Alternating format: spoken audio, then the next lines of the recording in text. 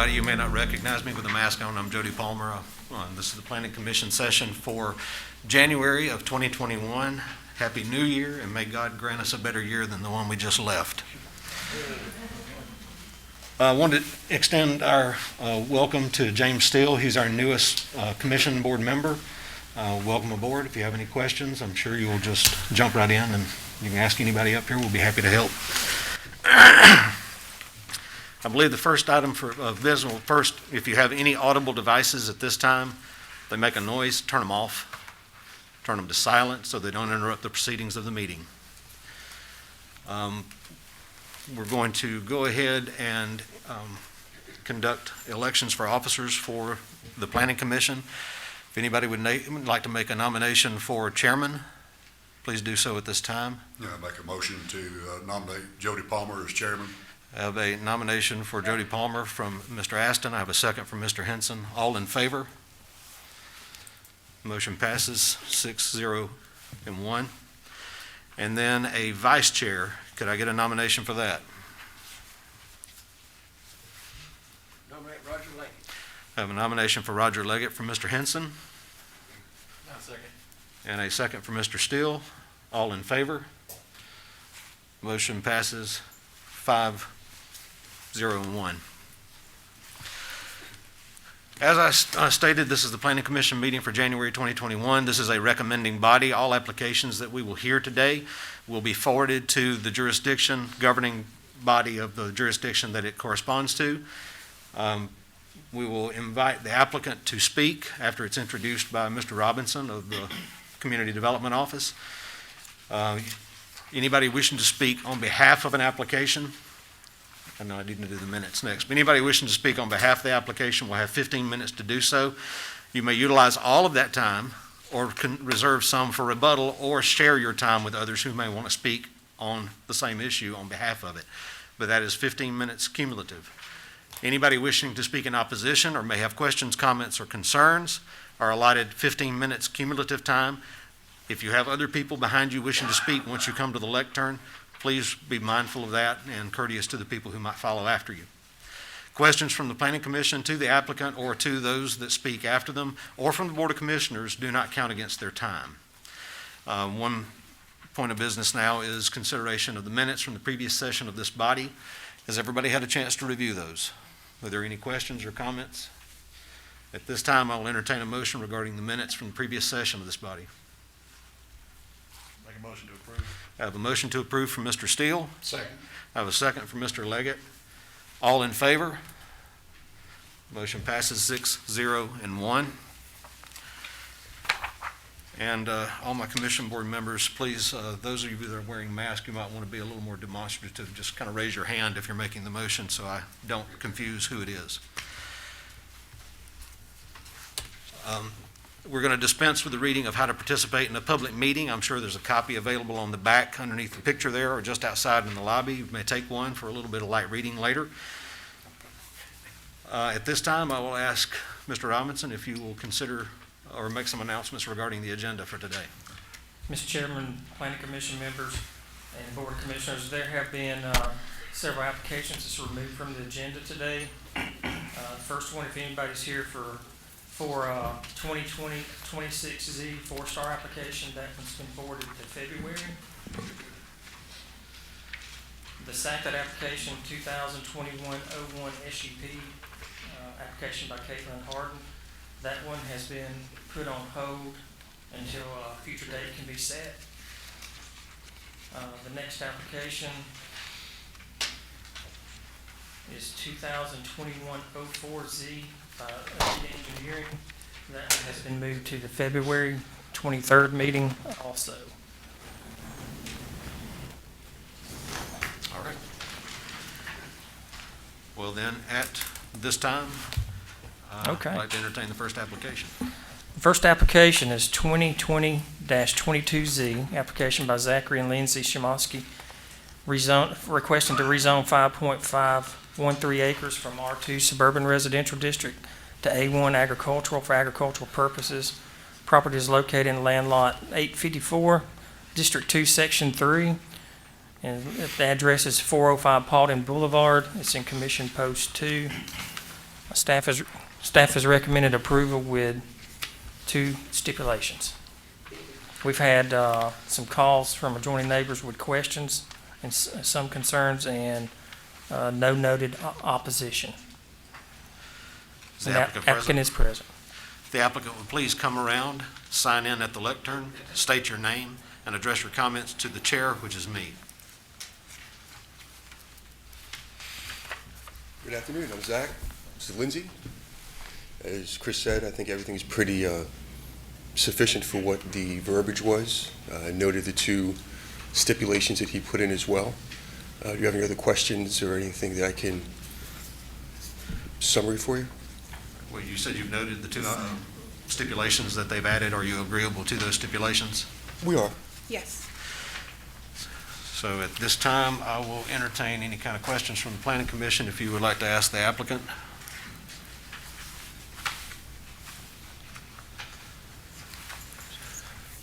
Hearing none, any questions from the Board of Commissioners to the applicant? Thank you very much. You may take your seat.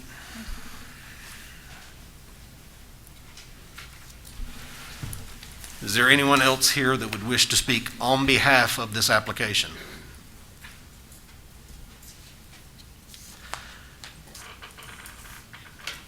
Hearing none, is there anyone here that would wish to speak in opposition to this application or may have questions, comments, or concerns?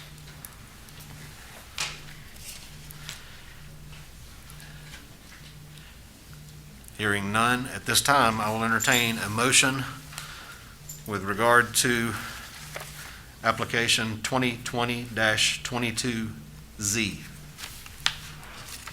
I'll make a motion to approve the 2 stipulations.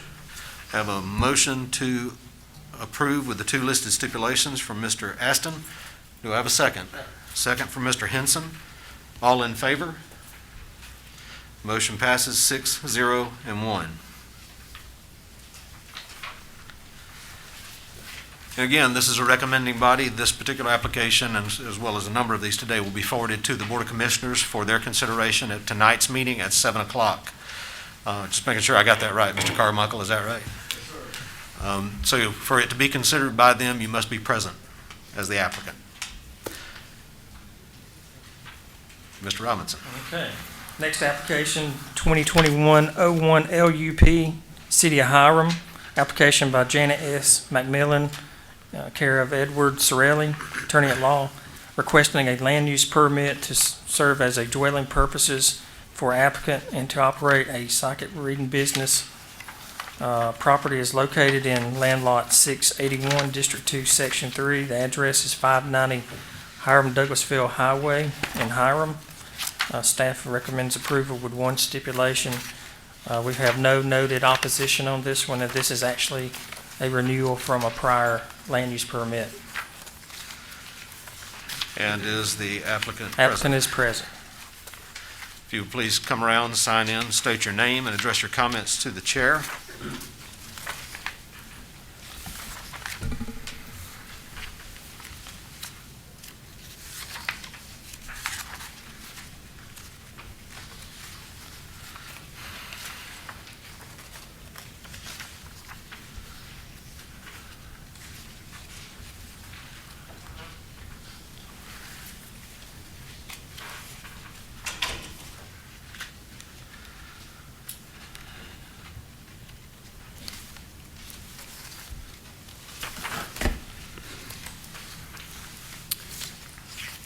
Ladies and gentlemen, my name is Edwin Ceccarelli. I reside in Marietta in Cobb County. I'm an attorney, and I'm here on behalf of Janet McMillan, who is the owner of the property at 590 Hiram Douglasville Highway in the city of Hiram.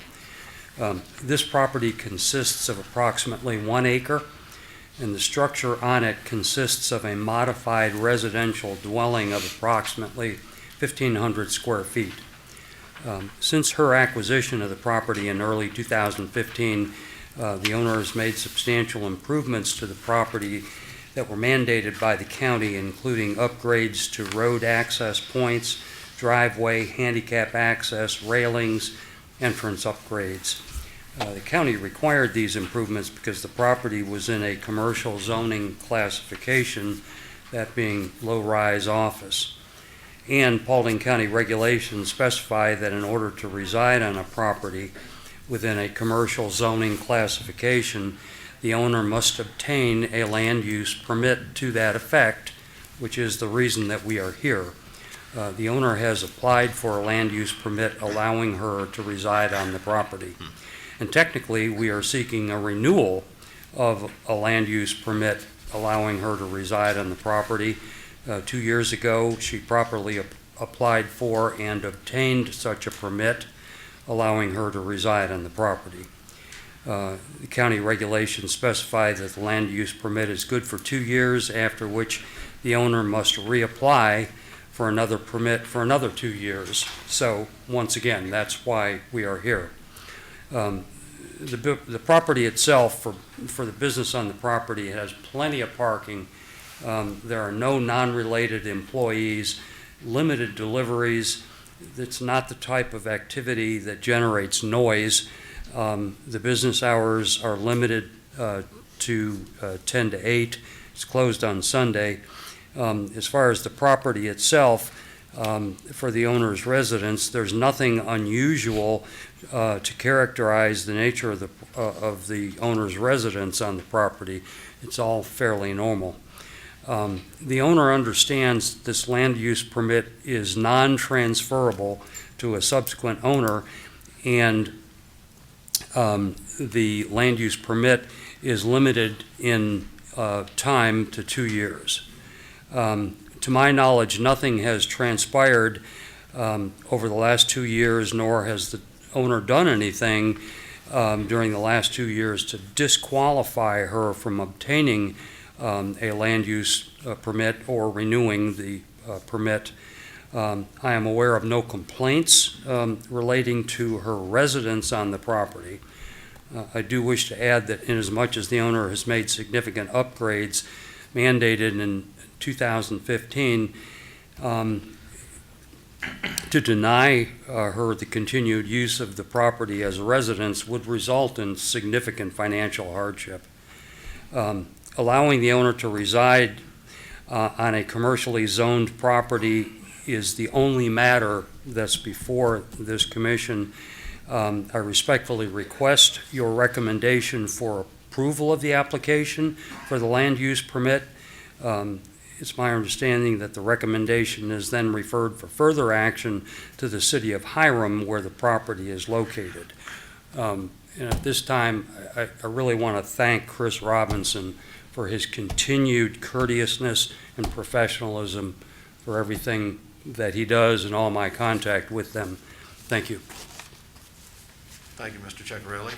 If you would please remain at the lectern for just a moment. We do entertain questions from the planning commission, if there are any. So are there any questions at this time to the applicant? Yes, hi, thank you. I do have a few questions. Bathrooms, there is one bathroom? I don't know.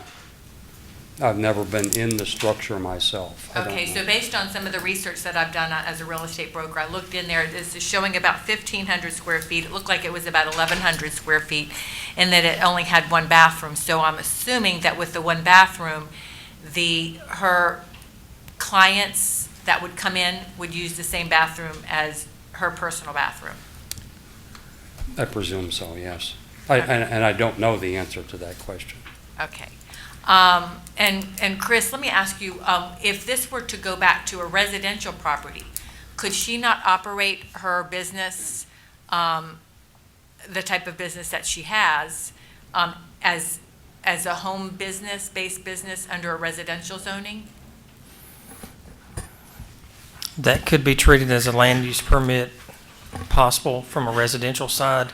This particular property was rezoned for an office for this type of business, went through the plan review processes and such for codes. Just want to make sure of that.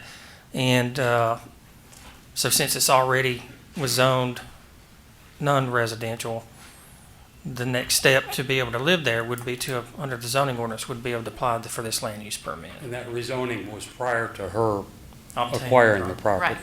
My only concern, does this not set a precedence for, like, I deal a lot with office spaces. So would it set a precedence, like, say, if I had an office, which I do, let's say I wanted to get a land use permit for that office. I got in a fight with my husband, now I'm able to go move in there. No, I'm just saying, like, so would that not set a precedence for others, businesses zoned commercial, allowing people to reside in there as well? Well, usually on a land use permit of any kind, you're looking at it from an individual standpoint, so it just depends on the circumstances of that request. So I don't think it would be setting a precedence, but because we do look at them from that aspect of that particular application. Okay, and is there a shower there, do you know? I would think she would I'm have sure there is. bathing. She lives there. Okay, so shower, one bathroom, one bedroom, and then I guess office space? There is office space. I believe there's actually 2 bedrooms, one on either side. Okay. But, I mean, she's lived there for a couple of years. There's got to be a shower. But as far as the number of bathrooms, I just flat out don't know. Are there any other questions to the applicant from the Planning Commission? Board of Commissioners, any questions? Thank you, sir. Is there anyone else here that would wish to speak on behalf of this application or? Hearing none, is there anyone here that wish to speak in opposition to this application or may have questions, comments, or concerns? Hearing none, at this time, I will entertain a motion for application 2021-01-LUP-COH, meaning that it will be forwarded to the City of Hiram City Council for their consideration and final dispensation. Motion to approve. Have a motion to approve. Is that with the one listed stipulation? Stipulation. With the stipulation by Mr. Henson. Second? Second. I have a second for Mr. Aston. All in favor? All opposed? Motion passes 5, 1, and 1.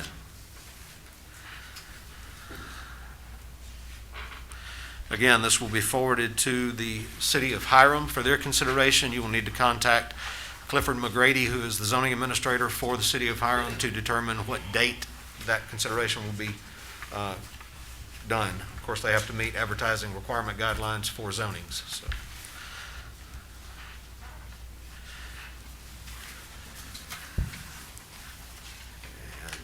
At this time, Mr. Robinson, if you would, please.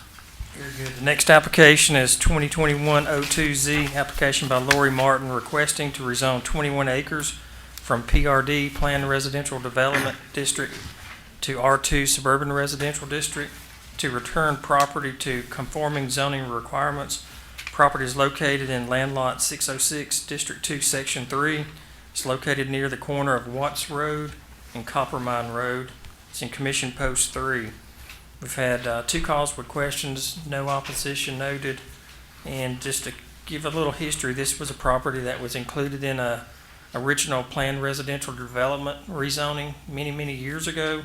That PRD area district is no longer conforming to the PRD standards, and they're just asking to make this back to conforming as R2. Before I ask the applicant up, anybody whose business has concluded before the Planning Commission, you do not have to stick around. You can if you wish, but out of concern for crowd and distancing, social distancing, if you would wish to leave, you're more than welcome to, and I'll give you a second to do so. So if the applicant is present, would you please come around, sign in, state your name, and address your comments to the chair. Good afternoon, Lori Martin. I am representing Mr. Wilburn W. Weddington, Wilburn H. Weddington, Senior, MD.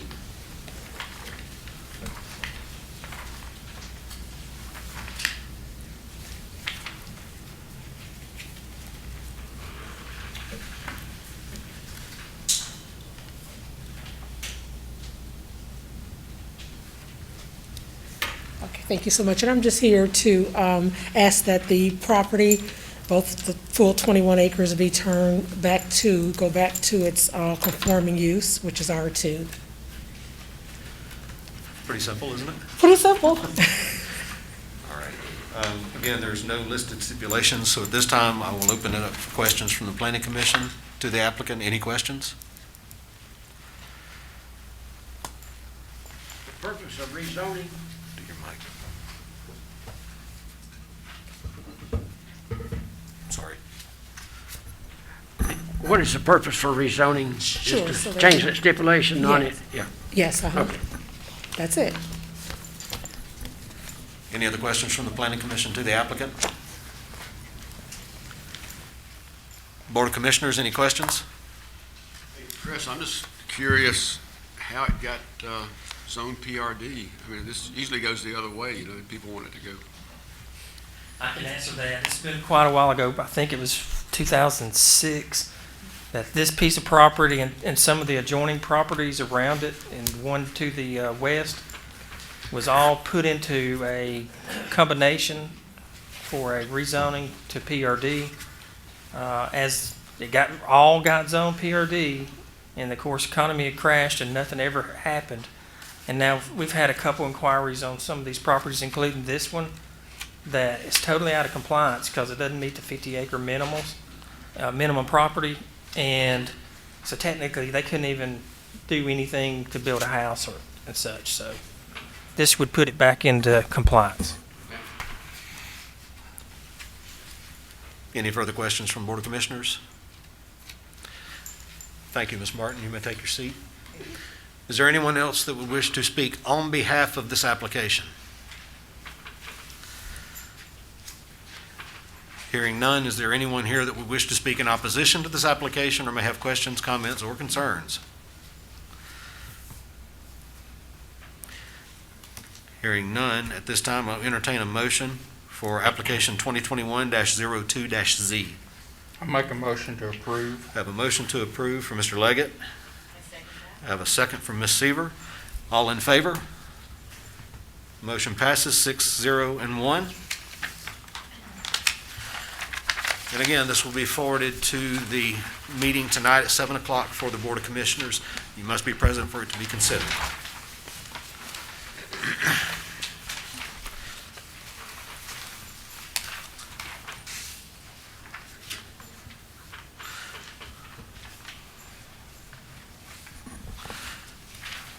Mr. Robinson. Okay, next application, 2021-03Z, application by Simon H. Bloom, requesting to rezone approximately 355.2 acres from R2 Suburban Residential District to MPR, Master Planned Residential. It's a community with a density of 2 units per acre and a maximum of 710 lots. Property is located in land lots 669 through 701, 740, 773, 812, 845, and 884 through 886. It's in District 3, Section 3. It's located west of the Gullidge Road, approximately 2,800 feet southwest of Seven Hills Boulevard and Gullidge Road intersection. It's in Commission Post 4. Staff has recommended approval with 7 printed stipulations. We've had 2 calls with questions and no noted opposition. And this is one of our first rezonings to that new category that was approved last year. And the applicant Applicant is right present. there. I am he. He is I. If you haven't already, please sign in, state your name, and address your comments to the chair.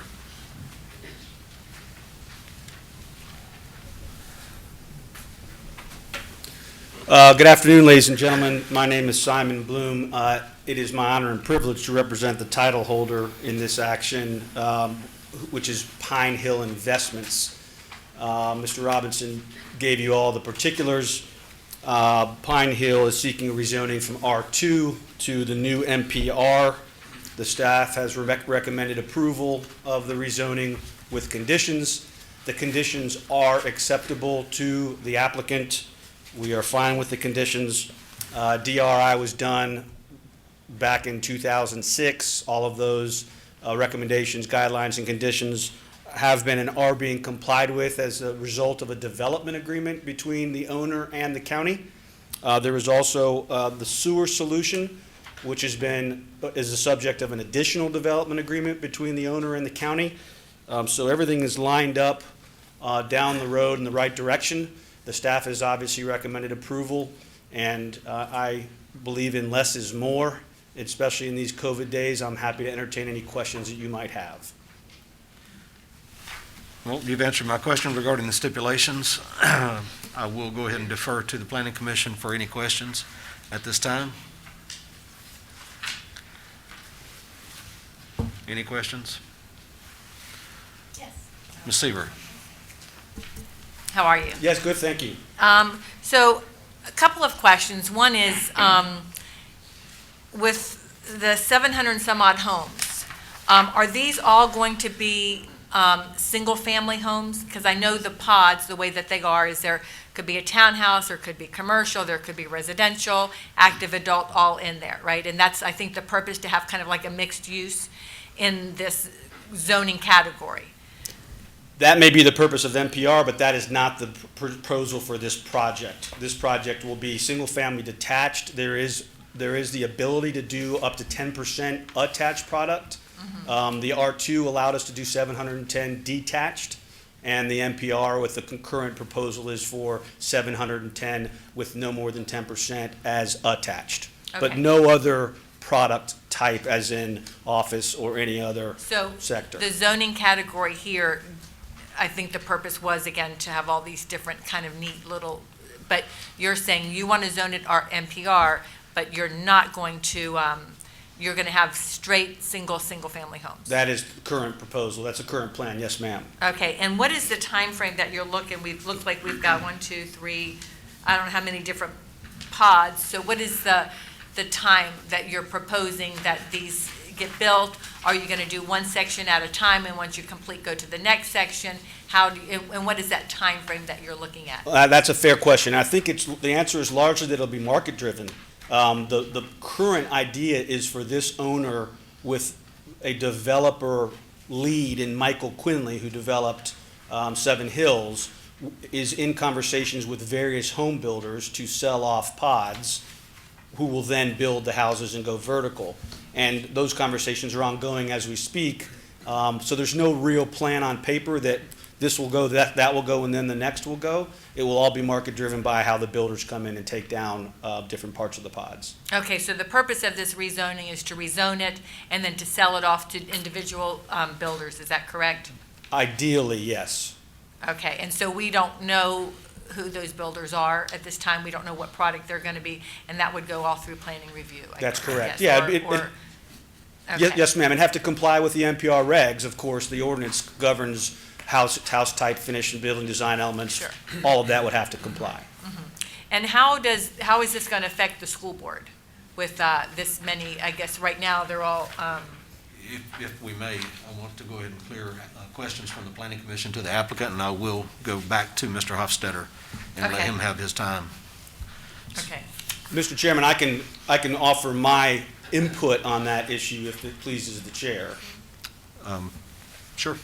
The school board has had before it a 710 lot approved piece of property since 2005.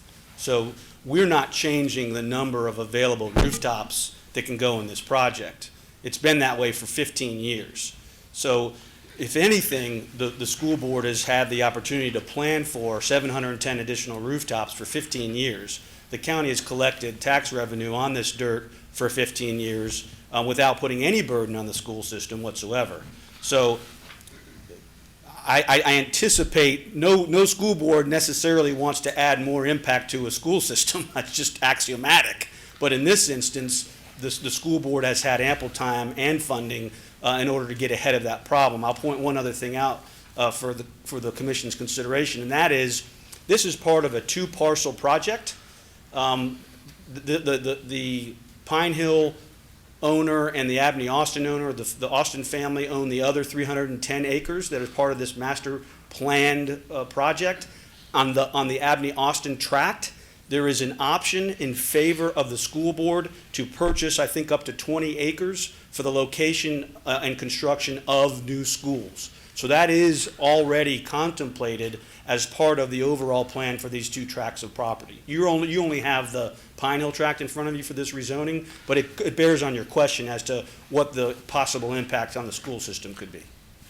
Well, we have received input from the school system, but shortly I'm going to ask Mr. Hofstadter to speak to that with a request I believe that he may have. Are there any other questions to the applicant from the Planning Commission?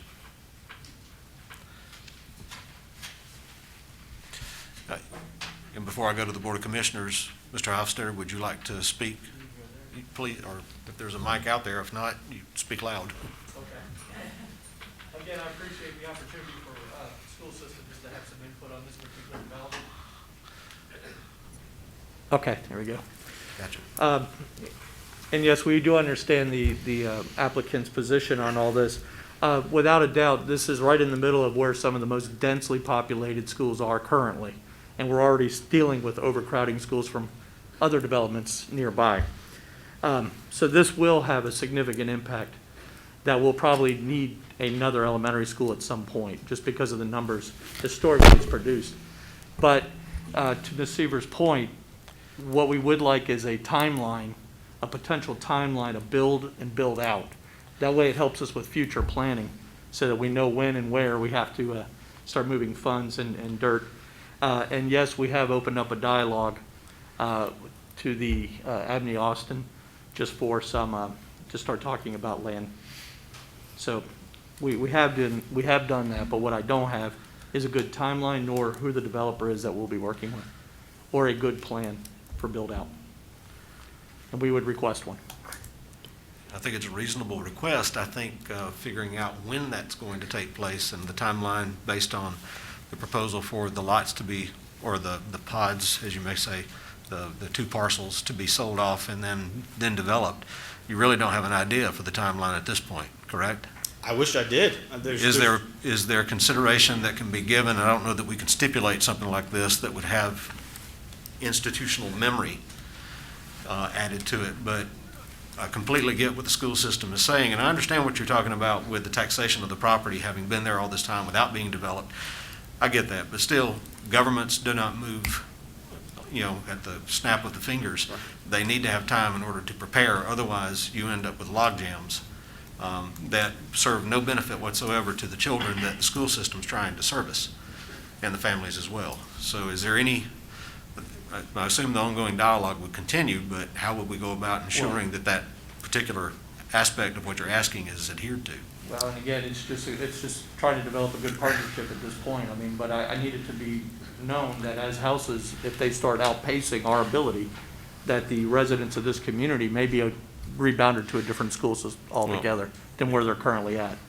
So If the planning commission so chooses to add a stipulation requesting a timeline, that's fine. It's just having that in this document 5 years down the road, remembering that it's there, is something altogether different. Absolutely.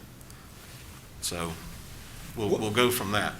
Yeah, Mr. Chair, we don't have any problem notifying the county and/or the school system the minute we close on a pod with a builder. That's not a problem at all.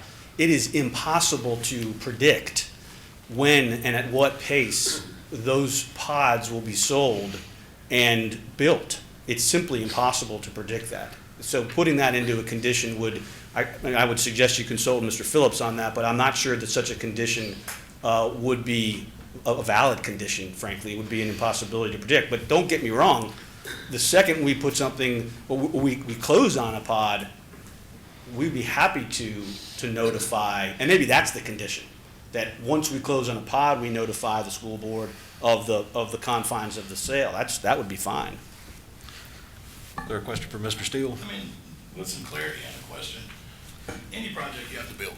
So being from the construction side, most of you know what I do.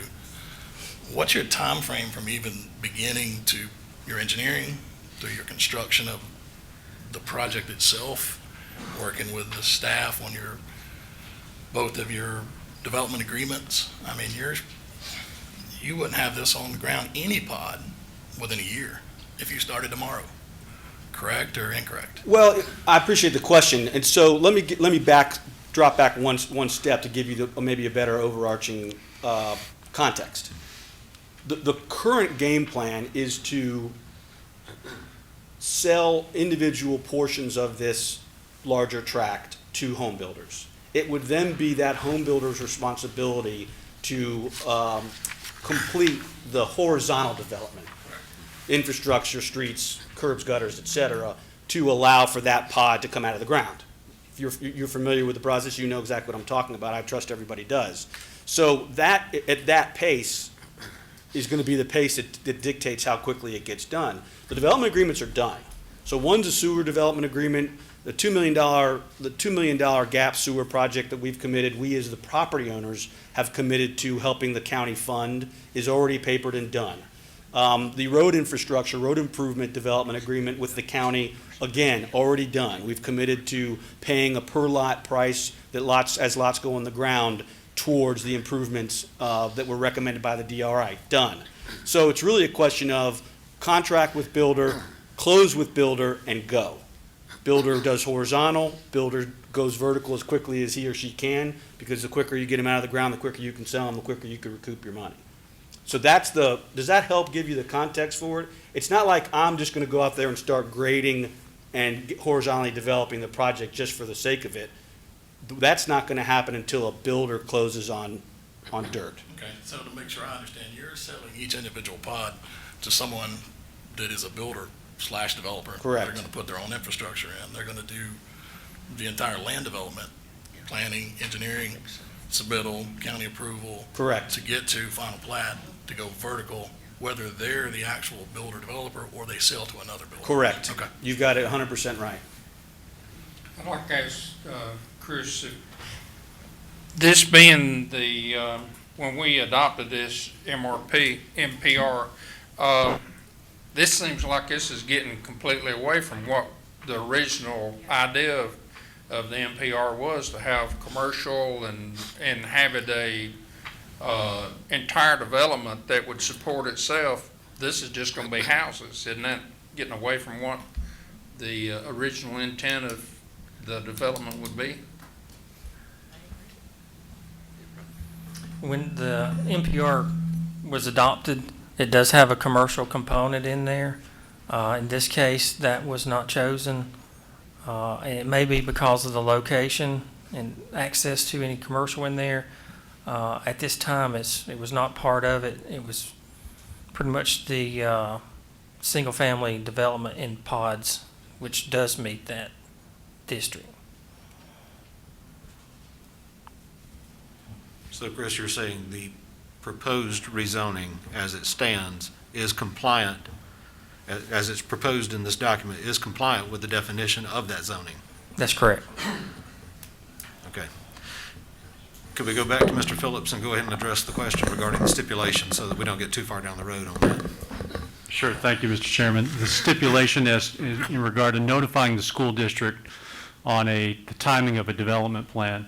I believe that, I'm going to speculate that the counsel for the applicant would agree that a stipulation requiring notification to the school district upon the closing or the sale of each pod to a particular builder, I believe a stipulation that requires that would be something you would presumably agree with. Absolutely. No problem. I think going on the flip side of that, given the market, I don't think there's any way to make the zoning turn on delivering a timeline by such and such a date. We all saw what happened in 2008, and those timelines, while you may have had them in place, the facts were if they're not building, they're not building. Timeline really doesn't matter. But in terms of closing individual pods, I think it's in the best interest of both the applicant and the school district and the county to at least have those conversations occurring no later than that, but I'll assume in the best interest of the quality of what's being put in the ground here, that those conversations will happen prior to that, so that the best course can be taken for school planning. Thank you, Mr. Phillips. Are any other questions, Mr. I have a Henson? question for Mr. Hostetler. In the school system, when you have additional personnel or additional homes built, usually it's 2.5 children per home, are there not schools information where you can apply for an extra a loan in addition to your 5-year plan that you work under? There are programs that can be funded by the DOE. Right. Which obviously we will take advantage of where we can. The problem that we're running into is that the school district has seats. The problem is that they're not in the right areas. So that tends to go against us for being eligible to get more construction money when the state says you have enough desks. It's just everybody lives in one area. And they'll say, try to get those people from theirs to those schools where the seats are vacant. Now, that being said, as more development comes in and schools continue to grow, we gain on that. Right. But again, it's some help, but it's not, financially, it does not cover the cost of any of this. What's more important to us is really a good, reasonable timeline that we can work with so that we can revise our planning and try to address what we can, where we can. Because, as was mentioned before, they can turn out houses faster than I can turn out a school or an addition. So. I have some additional questions, Yes, please. ma'am. Do you already have a buyer in mind that you have been speaking with that is interested in buying a pod? Yes, Are you able to disclose who that is? I'm afraid not. Is it 1 pod, 2 pods? I honestly don't know. Okay, so you already have a buyer in mind, Well, yeah, we've been talking to, right. yes, to your question, and we've been talking to multiple reputable home builders Sure. to buy other portions of the Okay. tract. How many homes are in each pod? I don't know off the top I of mean, my head. according to this plan that's been submitted. Yeah, I couldn't tell you. It's on the plan. It's on the conceptual site But you plan. yourself do not know? No, I'm sorry, I haven't counted them, each pod. Okay, so I think I agree with saying that with maybe it was us being naive of understanding what this new zoning was encompassing. It was my understanding it was going to be a really unique, where we had a lot of different, some townhouses, some active adults, some single-family homes, some commercial, and it was going to be like a little city kind of. And so to me, I'm seeing this as just a way to be able to give smaller portions to builders who don't want to build a whole lot, or just trying to get around some of the zoning that we have, with everything in 350 acres being all residential, single-family homes. It's very concerning to me. And then you had mentioned about the school board collecting taxes for all these years as being raw land. Well, you certainly understand the taxes that were collected by the school board on raw land is very minimal and doesn't, and then it's also my understanding that North Paulding, so we were looking at we had talked about the elementary schools, but North Paulding right now, which is where these homes would be districted to, is that correct that it is to capacity already? So so I guess this area is going to have to be rezoned to East Paulding, is my understanding, after doing research. So I guess I'm asking questions and stating facts at the same time. So. I'm not sure I deciphered the question, other than yes, the school board has had the runway to plan for this, but more importantly, this rezoning that's before this commission does not change the number of rooftops at all. Under R2, as we're currently zoned, we can build 710 houses on, I think, 12,000-foot lots. We can build row houses. We can build consistent with whatever the current code is with respect to building those houses. We can do that right now. So there is no net increase in children as a result of this rezoning. Zero.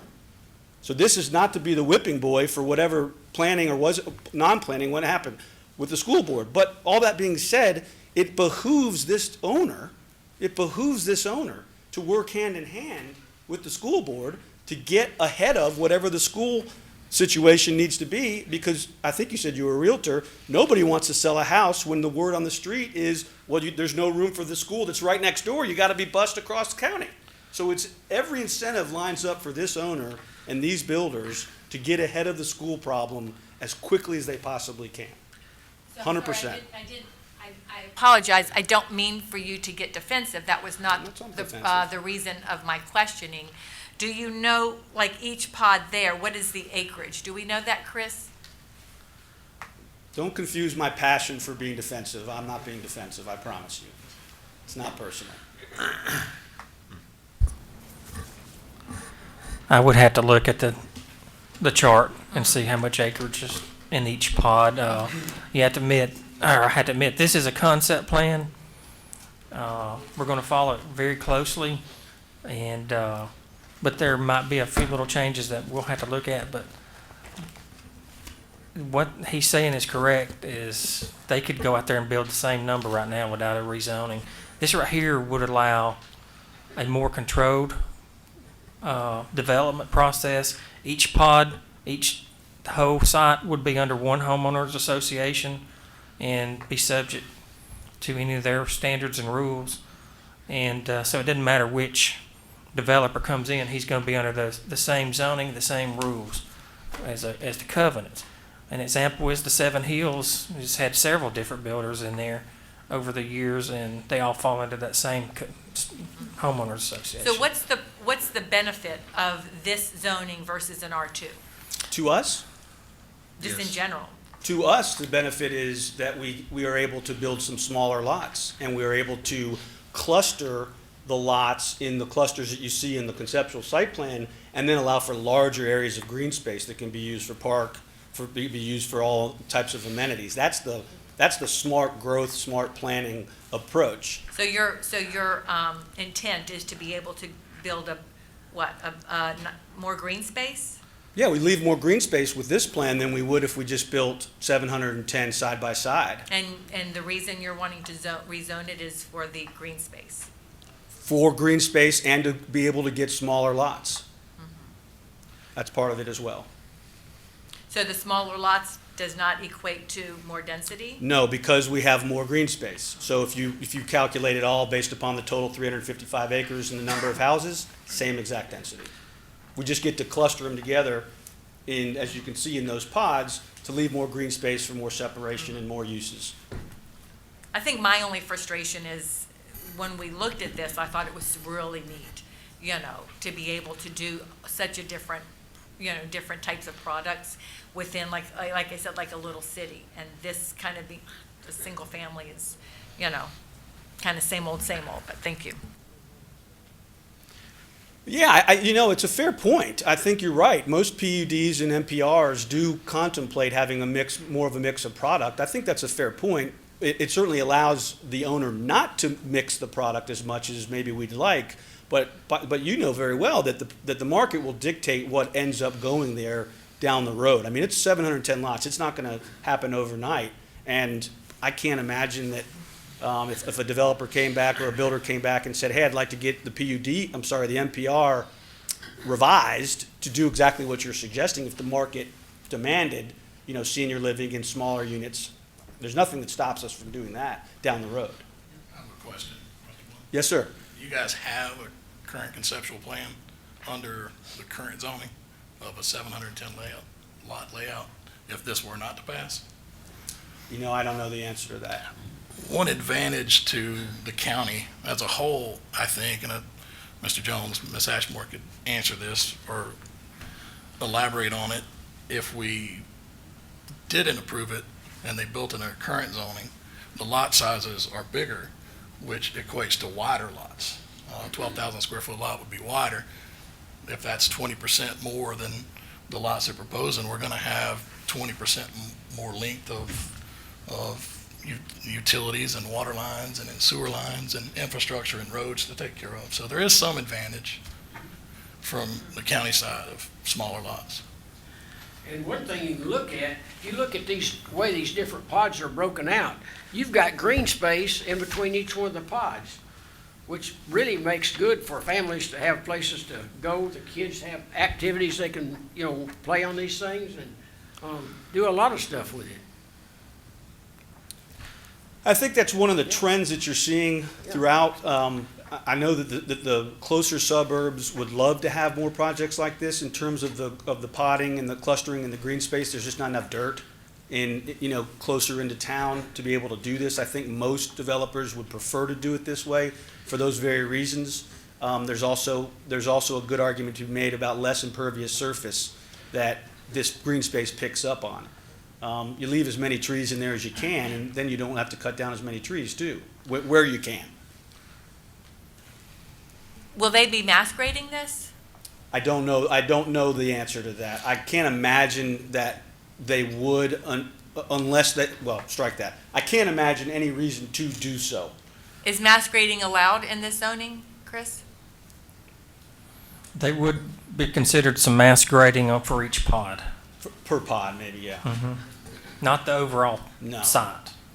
So it's It would be more limited. So are we're wanting to say that this is going to have a similar look and feel as Seven Hills? That is certainly the goal, and you've got the guy that developed Seven Hills who's the head of this project. So Well, the guy who developed Seven Hills, I think he has passed away.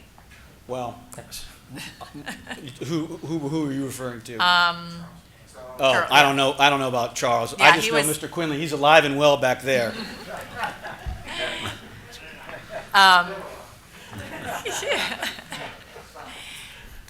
So I think the way that Seven Hills built, if I'm not mistaken, was kind of like on the slope. Is that the correct terminology? Yeah, I'm Michael Quinley. I'm part of the guy that helped work on this team to kind of put the plan together and stuff like that. So you guys are saying all the right things, and the pod programming was one of the goals from the MPR. It requires you to have more green space. It requires you to do this boulevard for having kids out walking and stuff like that.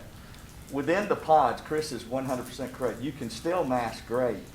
The idea is, though, within the pods that you're creating, you can find your destruction of the land within those pods and not in the whole thing. If you did it under your current zoning, you would destroy much more of the land to create big lots, which people don't want. The market, as Simon has said a couple of times, the market will help us dictate that. The market will help us dictate that. But what you're seeing right now is people don't want to come home and cut grass every day for the bigger lots. They'd rather go to their kids' ball games, be involved in the family, go to the amenities and swim and stuff like that.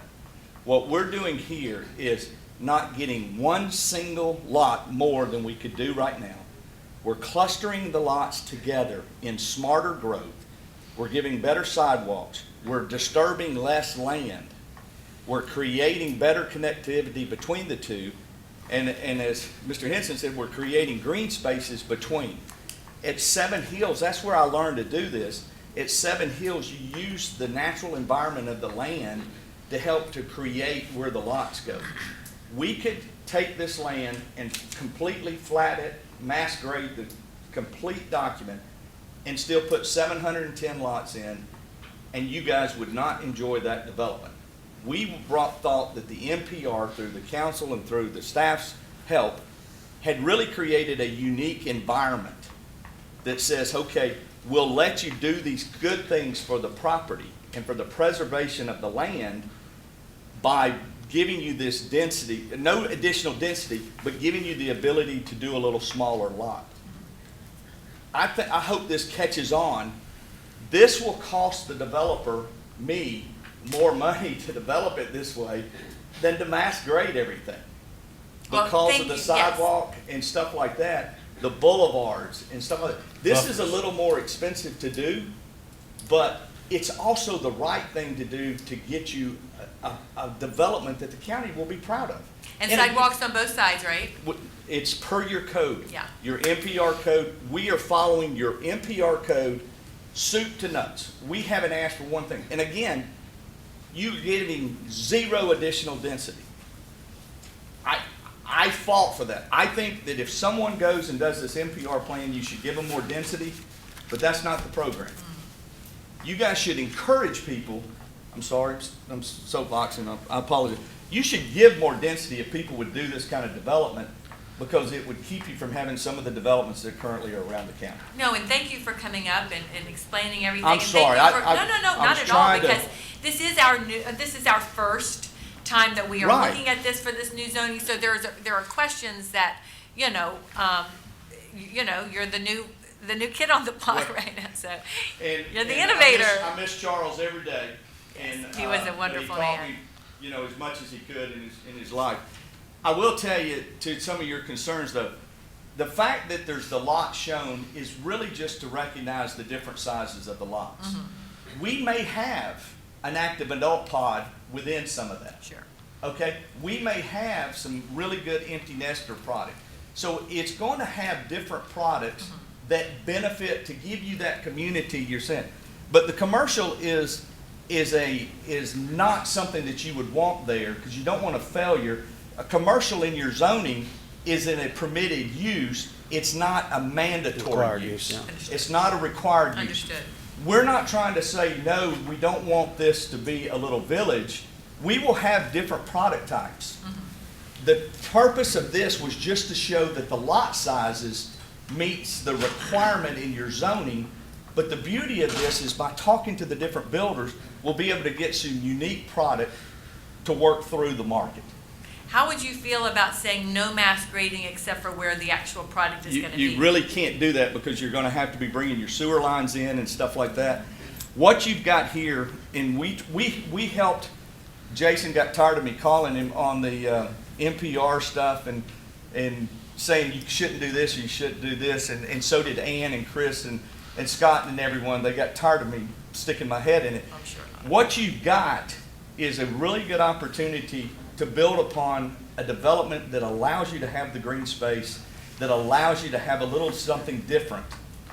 And I don't know that a lot of builders and developers will want to do this because of the requirements that it puts on us.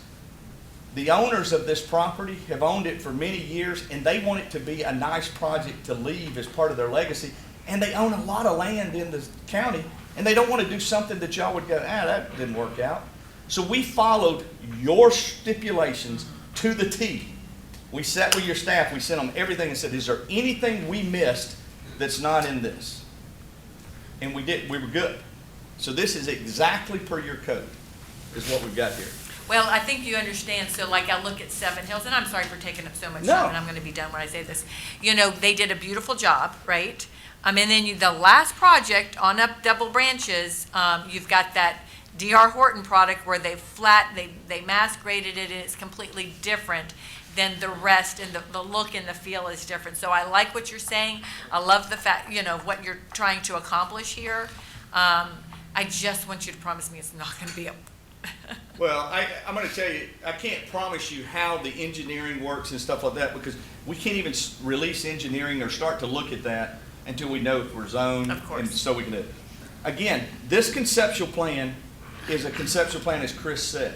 We have to come back in, and as we start to, but we know we have to stay within those lot sizes. So as we start to come back in, we'll have the different pods with the different products as the builder seems fit to work through the property. So, I'm sorry. No, Any other- thank you for your time. any- I have one other point to make. See, one of the reasons that I supported this zoning was we wanted the commercial part of it where these folks could walk to the store instead of every one of those folks having to go all the way to Crossroads to the grocery store to pick up a loaf of bread, whatever. You're gonna have all these people on the same road, all those other rooftops, it's all around it. They're all gonna be traveling on that same road. And that was one of the things that we was trying to avoid by coming up with this zoning, is my point of it. I think in the areas where it makes sense for commercial.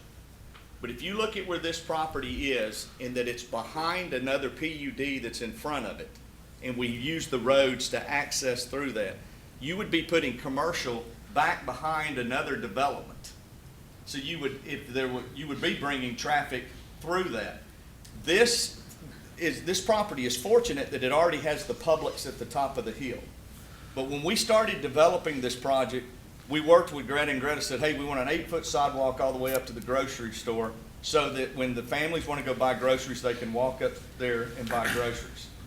And I will tell you, in my 15 years of working on the project, I never saw anybody walking with a gallon of milk, you know, the mile and a half down to their home, or 2 miles, carrying groceries that far. Now, I've seen them on buggies. I've seen them on the baby buggies and stuff like that. And I've seen that, and that works great. The connection of the sidewalk is continued. We will have sidewalk at the front of ours, and when the other landowners between us develop theirs, whether this code or another code, I'm sure this staff will say, hey, make sure you got sidewalks in so everybody can be connected. But you've got, Roger, in this area, Mr. Lake, in this area, you've got the commercial node already put up there on the street, which is it should be up there at Seven Hills Boulevard and Cedar Crest. Putting one back here behind, there wouldn't be anybody using it, and you'd be bringing traffic through a neighborhood to get to whatever it would be back there, which I don't even know the use that I would stick in that store. You need a farm store there. Oh, okay. You guys aware of all the 7 stipulations? Yes, sir. Okay. And you're okay with those? Yes, sir. Totally fine. And you have a new one that we were discussing with We school were board? considering a new one for the school's consideration. Yes, listen, we have no problem with a notice. I echo everything Simon said, and I'm not going to say it again, but we have no problem noticing and keeping the school board in touch with everything that we're doing as we're pulling. Though it could be as simple as when we come in for an application to get our plans approved, you know, the county can just as easy call them too and go, hey, we just got a plan, phase 1, phase 2. We have no problem putting that in there that says, hey, we'll keep somebody noticed. Thank you. Let's see, where were we? Are there any questions from the Board of Commissioners? I mean, as far as, I go with Michael Quinley is, I mean, we may need to look, if we're not doing it anyway, to communicate better, say, with the school system and implement something that would automatically trigger notification of them if there's not of some kind of zoning, because it's just not this one right here. It's a lot of them that's coming along, so, which I thought we was anyway, but another thing I was just thinking of is sitting back and looking at some of these subdivisions that was on PRD back 20 years ago. Of course, we know what happened in '08, and then they failed, and then we came back, and those builders come back, and they build them as rental. I would like to at least put a restriction of some sort, you know, like 50%. I've been talking to them about restricting it to 50% rental so that 20 years down the road, it doesn't happen again. So, you know, that's different subdivisions around Paulden that went strictly rental after that.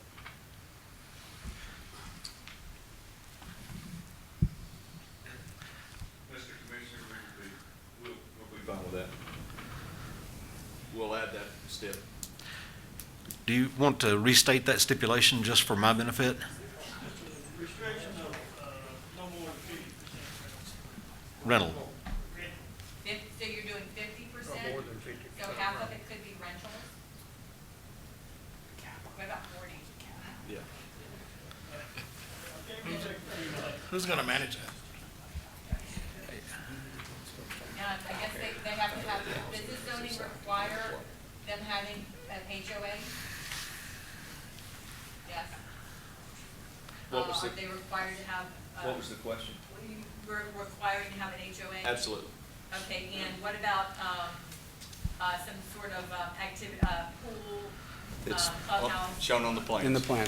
And it's per your MPR guidelines. Okay. It's a square footage based on the number of units, and we purposely have moved it on this piece to support the whole area. And would you agree with the 40%, I'd agree with the 50% that we talked about. 45, 50, 50% cap. 47? 50. Can And we- then Jay, Mr. Phillips, sir, and Mr. Bloom, I mean, you guys have to advise on the fair housing implications and stuff like that. And That's actually where I would go next. With a stipulation such as that, is there a legal aspect? I'm thinking from an administrator's point of view. If you tell me to try to make sure that only 50% of a given development is allowed to be rental, whatever hair is remaining on my head at the end of that is going to be tenuously holding on. Well, it's just not tenable for the county to have to manage that. I mean, the normal way that would get managed would be by the HOA. Yes, sir. If you'll let me Oh, sorry. have dialogue with the attorney, please. Mr. Bloom is right, and you are right. It's an administrative nightmare to be able to figure out which of these lots are up for a landlord-tenant situation. Is there a lease on these? Which are not? I have contemplated in my own mind, in particular with the R55 situation. You've got a different scenario there. There it's one of age as opposed to rental units. In those scenarios, it's the HOA that is supposed to police under federal law to make sure that the requisite number of people over a certain age are in those communities. How in the future a government is going to move into those situations and police it and issue restraining orders against rental situations, or what they're going to do about evicting people that are over the rental limit, that is a challenge that I've not yet figured out how that's going to be policed. I'd certainly recognize that it's a great idea and it's a desirous idea, but the practical implementation of that is going to be quite a challenge. Well, and just to be clear, I am all in favor of it if it has teeth. I just don't know how that will actually come about. Well, there's actually companies, pardon me for interrupting, there's actually companies called ResiBuilt, and they are looking in this area, and what they want to do is buy land and develop it, build new homes for the sole purpose of rentals. I understand. Yes, I know ResiBuilt's been operating here for a little while. So, are there any other questions from the Board of Commissioners? Mr. Carmichael? I don't have a question, but I'd be remiss if I didn't make a couple of comments. PRD was taken away with, I can't tell you exactly how many are done away with, months ago. And there's a lot of people in the community, in the development community, Mr. Quinley and Mr. Bloom, Edison Engineering, and the two owners that have worked long and hard to come up with this MRP. To me, this is a big day in Paulding. I'd hoped it would be back in November when, just right after MRP was approved, and you all voted on it, and we voted on it. And everything's not perfect about it, like Roger's comment, but I can envision in this particular community that out on Ivy Gulledge Road, you'd have your Dollar Generals. They're going up everywhere, right? You don't have to have a big Publix, but you could definitely walk to the end of your subdivision there. So there are ways to help the commercial piece of it there. But I'm just, I thrive on leaders of a community, leaders of the Planning and Zoning Board, leaders of the Board of Education. I mean, we've only had Eric in here for about a year, and I think it was a great thing to have him in the room here. Of course, Jimmy Henson's got a tremendous educational background. He asks a lot of good questions there to support education. But I think to come to this day and have all of us already talking about, like the rental piece, what we want and what we don't want, is the solution. We can come up with solutions if we work together to make it happen. And Brian, Commissioner Stover, and I sat in Edison's office back about February last year, and I mean, it took a long time to get that MRP through, but I think it's going to be of value, and I really appreciate everybody speaking up, Deborah, and all that, to ask those questions that are on all of our minds. That we may have to tweak, may have to do some changes, but I'm glad we finally got to today. Any other questions from the Board of Commissioners or comments? Thank you very much. Mr. Bloom, thank you for your time. Yes, You sir. do have some minutes remaining because most of that was Q&A. Is there anyone else here wishing to speak on behalf of this application? Is there anyone here that would wish to speak in opposition to this application, or may have questions, comments, or concerns? Please come around to the lectern, sign in, state your name, and address your comments to the chair.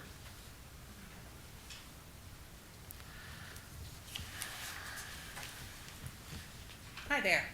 My name is Jeannie Hunt, and I'm a resident currently on Seven Hills Boulevard. My questions relate to the traffic impact that this could cause on Seven Hills Boulevard, where the entrance is going to be to this project. Based on the conversations that have been happening here, it sounds like you're connecting the Abney property with the Pine Hill property that's a little further over. Is that correct? Okay. So where is your entrance going to be for this project? Ma'am, direct your questions to me, and we'll Okay. come back with answers. Okay. if we can. I'm trying to understand where Understand. cars are going to come in and out of this. If we're going to have 700-plus homes, average of 2 cars per home, 1,400 more cars coming into a 3-way stop at Ivy Gulledge and Seven Hills Boulevard, I can't get out of my driveway as it is with all the cars coming and going. Okay. I'm also a parent to an Abney Elementary student. We're severely overcrowded, that you've already talked about. We've got 40 some odd projects that are already in the line to add more students to these schools. And so I just want to make sure that everybody is understanding the big impact that this is going to have. The difference between R2 and NPR, is R2 where you can come in and create a neighborhood, or is that just one single person building a house? I don't understand that. I'm not knowledgeable like our construction person here. So those are my questions and concerns. Thank you very much, Ms. Hunt. Just to answer the question right off, as far as the entrance location, there'll be a proposal by the developer of where they would like to see the entrance, but this is, again, this is a recommending body. We're determining whether a proposed use or a proposed rezoning is in compliance with the future land use map of Paulding and the comprehensive plan of Paulding, and determine if it's good for the location. We're not telling you what color the picket fence is going to be. We don't get to that level of helping them design it. They will go through, assuming that they get a favorable result here, and then subsequently at the Board of Commissioners meeting, whenever they go into development, they will have to submit to Paulding County's professional staff for plan review. And there, they will be told lot sizes, approved lot sizes, how the roads need to be built, how the sidewalks need to be built, where the intersections need to occur due to site distance issues, traffic impacts that are going to take place along the road, and how best to mitigate those. I will go to a couple of the professional staff we have here today just to allow them to comment on it. But just wanted you to understand that, again, we're just looking at the proposed rezoning and use, not what it's going to look like when it's complete. Right. As far as the school concerns, that's the reason why we do bring in Mr. Hofstetter. He brings some good points up, and obviously we want to make sure that we give consideration to that. And as far as what R2 versus MPR means, MPR is a different type of development, but as it was mentioned earlier, if the developer were to take the existing property as is, he could put the exact same amount of rooftops and just simply masquerade the whole property and go from there. MPR requires a higher development standard so that it's a better product when it's completed, hopefully more aesthetically pleasing and also more functional. So I don't know if that completely answers your questions, but that takes care of that. I will, once you have taken your seat, I will go to the professional staff regarding traffic impacts. Thank you. Mr. Chairman, if I may just add on that, Yes, what sir. you just said, just to clarify from a legal perspective, and I know this commission knows this, and I know that our Board of Commissioners know this, but I think it would be helpful for the public to remember, Paulding County in its entirety, every piece of land has a zoning classification on that land. There is not a single piece of land in the county that is not zoned. So what that means is that on every piece, every landowner that owns that piece has certain rights to develop that property how they see fit, as long as that development is in compliance with the overall zoning. If they want to build on it that way, they may have to get a building permit, but they, as a matter of right, get to use it the way it's zoned. And they don't have to come before this body or the Board of Commissioners to get that permission. What you hear is this is zoned R2 as a matter of right. What that means is that owner, as a matter of their rights as that property owner, can act in accordance with their rights and not seek rezoning of this board and not seek rezoning of the Board of Commissioners in order to carry out those rights. But when they want to change what that classification is, and when they want to expand those rights, or as in one case we saw today, reduce the rights from PRD to R2, when they want to change that categorization, then they come and y'all make a determination and a recommendation as to whether or not what they propose in their uses is consistent with the properties around it. So I just wanted to clarify that. Thank you. Is there any, before we move on to any comments from staff? Yes, I guess we'll, I was going to see if there's anybody else that may have other questions to ask. Just a quick comparison, R2 district. What's out there, of course, as Mr. Phillips have said, is that's currently zoned R2. R2 is a maximum density of 2 units per acre, a minimum lot size of 20,000 square feet, which would promote, to get that number of units, a lot more mass grading. The second thing is the minimal house size on these half-acre lots that they can do right now is 1,100 square feet. There are no architectural standards. They could have no garages, no carports, anything like that. And so what they're asking is, in this proposal, is way much more controlled of what they can do in there than what they have right now. A higher development standard. That's correct. You didn't just let that slip to the developer, did you? Right. Is there anyone else here that may have questions, comments, or concerns, or in opposition to this application? You can come forward, sign in, state your name, and address your comments to the chair. Hearing none. I'd like to say something. Mr. Henson. The lady that brought up the question about traffic flow, and I know that is a bad corner there at Ivy Gullich where it ends. Would that not be a perfect place to have a roundabout to keep traffic continuously moving? I would think that would be, something we could look into that would help continuous traffic move. We've looked at conceptual plans in the past for a roundabout on that location, and also as part of this rezoning, as was mentioned, the county entered into a development agreement with these two partners, different improvements. Speak up.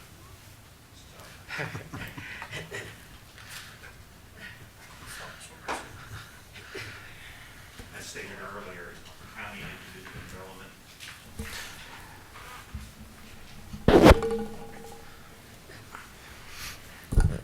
That's better. A development agreement was entered into with the county and these two owners of these parcels regarding roadway infrastructure, I would say requirements to facilitate both of these developments. Also, there are various projects in different phases along Seven Hills Boulevard. It's a very busy road. At this section, there's roughly 3,000 cars per day. As you get closer to Cedar Crest, there's 10,000 cars per day. And in any development that is proposed that would come before the plan review process, not only assuming that this gets favorable review and goes forward for passage, you would still be looking at it from its traffic impacts through plan review to try to minimize negative impacts to it as much as possible. Exactly. That We're is looking, a question, sorry. Yes, exactly. Basically you had said the lot count is the same, so it doesn't matter if it's MPR or R2. There's 710 single-family homes, it's still the same trip generation as an NPR. Would the developer be responsible if there's a high impact of traffic? Would the developer be responsible to mitigate that and make sure that that is taken care of? The development agreement stipulates the conditions that are going to be required for these two properties to develop. In there's language regarding what they are required to provide and also about what the county is required to provide regarding the Seven Hills Boulevard in this section of their property fronting Seven Hills, realignment of that road, and also I think there's language regarding turn lanes, the type of road, et cetera, et cetera. And again, as the chairman has said, they're going to have to follow the development regulations in regards to what is approved along with the NPR requirements also. So they're going to have to go through the Development Control Committee for these proposals. Okay. Thank you, Mr. Jones. Mr. Steele? Can we go back and clarify the school board stip and the rental stip? My understanding, as we are getting ready to consider, is to have a stipulation requiring the notification of a sale of a pod or parcel to a developer, have them notify the school system to be aware that there could be movement going forward with development of the property. They have agreed to that. I don't know if there's a better way to state that. I believe it should probably be pod. Pod. Curiously enough, I wrote that, okay. And then there was discussion of a potential stipulation to restrict rental facilities, homes that would be allowed for rental, to 50% or some percentage, if you want to choose to do so. Again, the mechanism for enforcing that is going to be difficult. I'm not against it, but I just don't know how it's going to play out. Wouldn't it typically be through the HOA? Usually, you could even stipulate that in the stipulation. So I think we have come to the end of this. At this time, I will entertain a motion with regard to application 2021-03-Z. I move that we accept this as 7 stated stipulations, and then add no more than 50% rentals on the property, and then notification of the school board is when they sell each pod. Okay, so I have a motion for approval by Mr. Henson with the 7 stipulations and the 2 additional stipulations as stated. Do I have a second? I'm going to recommend that we, and I don't know if we can do this, I'm going to recommend that we table this right now. I think my concern, We have a motion on the floor for approval at this point. well, I motion only 40%. Can I add that? It's 350 rental homes. And again, I know the owner of ResiBuilt. It's concerning me. So I guess I have the only option I have is to either approve or Well, if you'll deny, give me just a correct? moment. Mr. Phillips? Mr. Chair, at this point in time, there's a motion to approve with essentially 9 stipulations. At this point in time, that motion either needs a second or that motion will die. If that motion is seconded, then it would be a time to do a motion to amend, to add. That would have to be seconded, that would have to be discussed, and it'd have to be then a vote taken as to whether or not the motion should be amended as proposed. Okay. If we get that far, I'll tell you what happens next. Where's Robert's rule when you need it? Okay, so we have a motion on the floor. I'll second that motion. We have a second for the motion. Before I take a vote, at this moment, I will ask if there is a motion to amend the motion. I have an emotion to, I do have emotions, but a motion to amend. In what manner? The stipulation regarding the rentals, From? take it down from 50% to 40%. From 50% to 40%. So we have a motion to amend the motion on the floor. Is there a second to the motion? That motion to amend the motion was from Ms. Seaver. The second from the previous motion, from the original motion, was Mr. Ellis. I'm sorry I didn't call that out. Is there a second to amend? You're in motion. need of a second for the motion to amend. That's what I'm waiting. Hearing none, the motion to amend fails. There is still a motion on the floor with the 7 original stipulations and 2 added stipulations. Motion made by Mr. Henson, seconded by Mr. Ellis. All in favor? All opposed? The motion then passes 5, 1, and 1.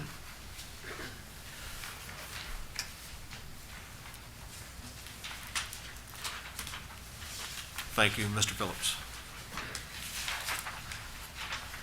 Again, this application will be forwarded to the Board of Commissioners meeting tonight at 7. Applicant must be present for it to be considered.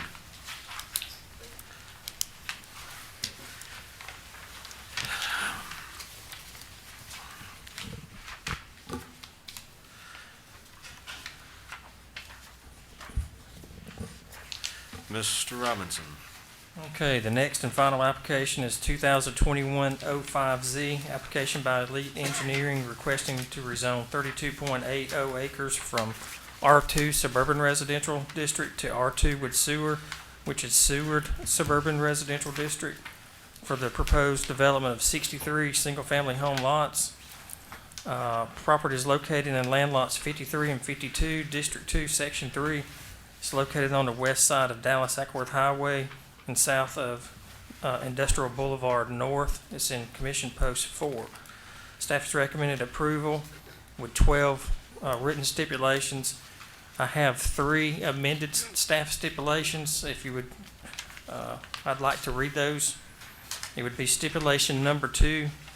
Owner developer agrees to increase the required 25-foot undisturbed planted buffer along the perimeter of the property or the development to, instead of 50, 40 feet, where the development adjoins industrial zone properties. The second one is number 3.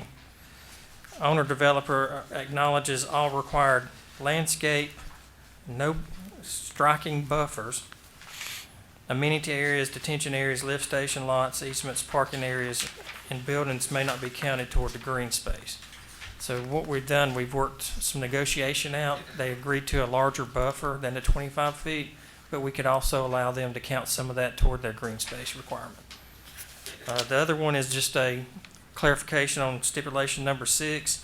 Owner developer agrees to donate to a donation of property to accommodate 120 feet right-of-way, which would be 60 feet from the center line of Dallas-Ackworth Highway. And the applicant is present. And also, we've had 2 calls with questions and concerns, and the applicant's present. All right, there was also a letter submitted. Mr. Robinson?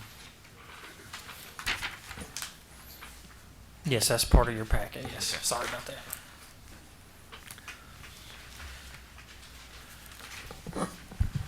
Good afternoon, Planning Commission, Board of Commissioners, staff, and public. My name is Jonathan Jones. I'm with Elite Engineering, and I'm here representing Summerlin Homes for the proposed rezoning.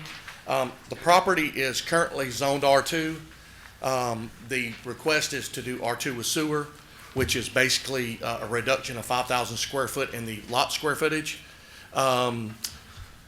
We have reviewed the amended zoning stipulations as Chris has modified, and my client is in agreement with those.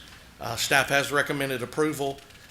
It is found that staff's opinion it is in conformance to the 2017 comprehensive plan, and I'll be happy to answer any questions about this development that there may be.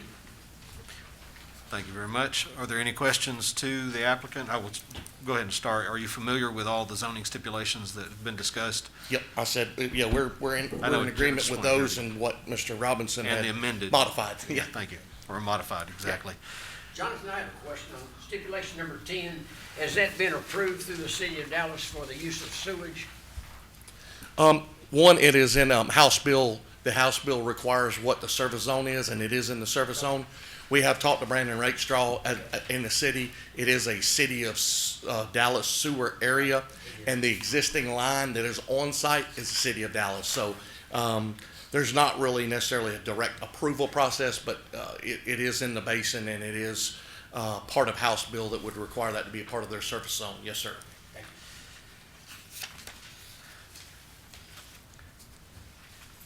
There is a letter in our packet that I'm going to go ahead and make mention of. It is from the Davis and Morris family that is requesting that the property line between this development and theirs would be increased, the buffer would be increased to 100 feet wooded buffer. Is that anything that would be for consideration, that the applicant would consider? We've already increased the buffer as requested by staff from 25 foot to 40 foot on the northern side, which is almost 2 acres of property that's being removed from lots and from the density requirements. The property's already zoned R2. This is merely a R2 with sewer rezoning. One, I don't think there's a zoning category in Paulding County that would require a 100-foot buffer, including the MRP that we just deciphered over an hour. Secondly, I've never heard of anybody agreeing to a zoning stipulation of 100 feet. Although I do respect the rights of that landowner, this development could easily be developed with 20,000 square foot lots, and there would be no buffers, no zoning steps, no architectural controls, no open space, no green space, and no perimeter buffer. So as much as I would requestively deny that as a option that we would surrender. But the existing buffer that is there, that would be remaining, would be a non-disturbed? 25 foot. Undisturbed? Undisturbed or replanted as it's defined in your ordinance. So if it's disturbed, you have to plant it back to buffer standards. Questions from the Planning Commission? Is that correct, Chris? That is correct. What is buffer standards? So buffer standards as defined, and Chris can tell me if I'm incorrect, but it's 3 rows. I'm just testing you. Yeah, it's 3 rows of planted evergreens and or pine material that is 10 foot on center, I think a minimum of 8 feet tall, so that ultimately it creates a sound buffer as it grows together and becomes uniform. Obviously, you can't take down a 25-foot pine tree and put back a 25-foot pine tree, so you can only plant back what is physically possible. So the 3 rows staggered produces a screening effect that ultimately creates the buffer that is what is the intent of the buffer to begin with. Any other questions from the Planning Commission? I have a question for Mr. Robinson. Which parcel for the letter, which parcel is it?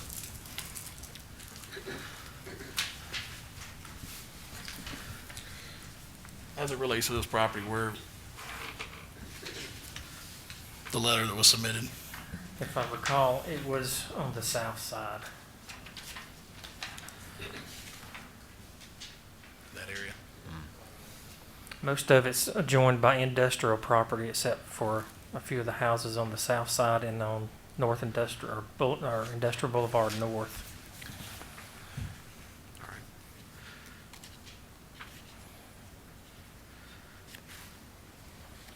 And I do think there may be some neighbors here that We will, may be able to identify. we will get to them shortly. Anybody else have a question for the applicant? Board of Commissioners, any questions? Thank you, Mr. Jones. Is there anyone else here wishing to speak on behalf of this application? Is there anyone here that wishes to speak in opposition to this application or may have questions, comments, or concerns? If you would, please sign in, state your name, and address your comments to the chair.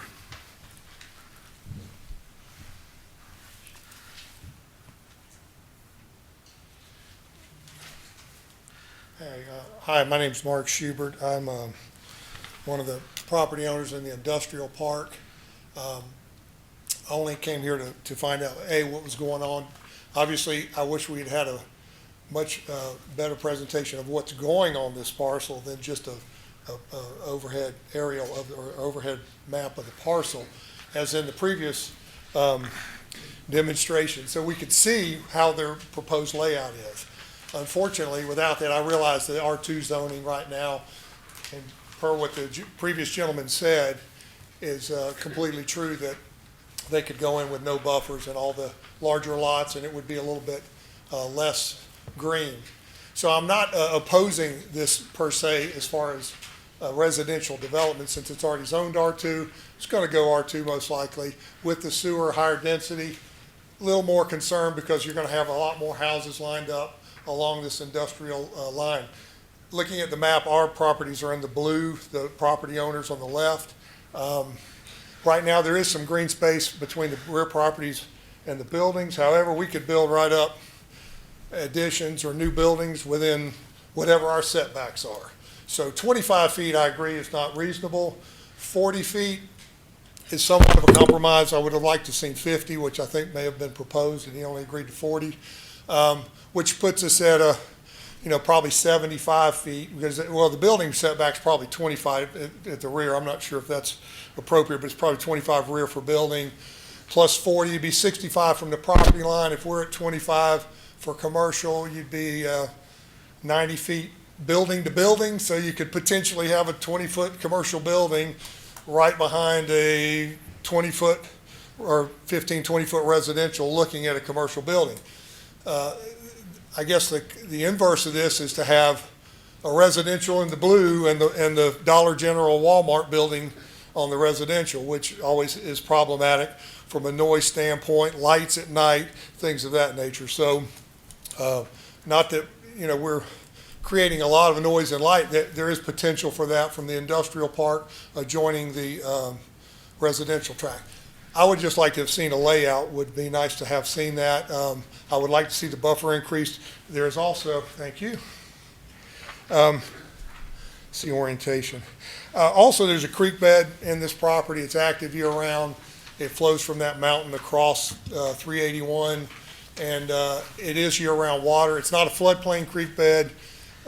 There's some erosion, good bit of erosion from the number of years of flooding and downpours, such as last night.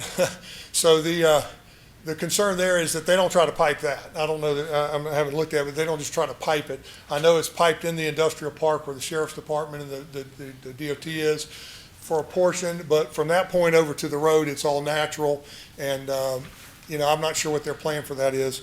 I don't know about the reduction in the 40 feet of the buffer zone to reduce their green space requirement of 10%.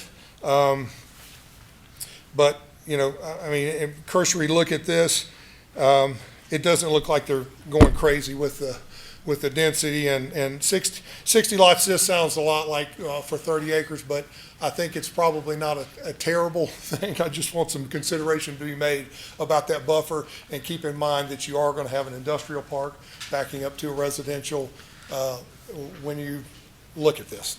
And that's pretty much it. Does anybody have any questions? Thank you. Okay.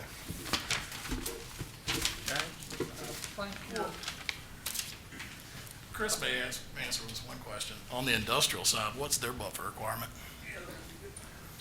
The backs, if they were to do something on their industrial property, don't they have a It's buffer? actually a 50-foot Okay. buffer on the industrial side. So they technically can't, What about setback? your setback. The setback would coincide with the buffer requirement. So it's 50 feet. What about on that creek bed, with the separation off away from the If creek you wish bed? to speak, you need to come back to the lectern. Okay. From the creek bed, is there a stipulated setback from the creek bed? The required buffer off a creek is 75 feet from the creek banks. Each side? Each side, So 150 feet? 150 feet across. Okay, to the property lines? That is from the creek bank measured out 75 feet in both directions. To a property line, not to a building? No, it's not to any property line. It's to It's from the creek bank from top, the creek 75 bank out feet, 75 irrespective feet of is the- boundaries. Is the buffer for the. Okay, so, but you could build a house 75 feet away from the creek is what I'm asking. As long as you're outside that 75 Oh, foot okay, buffer, I got yes. you. All right, thank you. And again, most of those questions are taking place or addressed in plan review, because the engineering staff will make sure that the rules of the environmental side, they have a suite of ordinances they have to make sure in development that they adhere to, and they'll make sure that they do. There are variances available, but they'd have to go through the whole legal process of that as well to get any variance off of that. James, I think the question you answered on the letter, I think is, you familiar with Mr. Hollis's sole property? No, sir. Okay. Well, I believe that was his property. Mr. Palmer, Yes. one other question he had, and I think Mr. Jones, engineer, could answer it. I don't suspect that y'all be piping that creek due to cost. You just will pipe at the crossing. His other question about piping the creek, you just got to pipe at the crossing and then do your stormwater detention. Yes, the buffer that comes through the property will be adhered to. It has to be. Army Corps of Engineers, EPD, requires us. We are making one creek crossing on it. It'll be a single culvert crossing, probably 36 or 48-inch pipe, and that'll be the only impact to that stream. There'll be 2 detention ponds on site.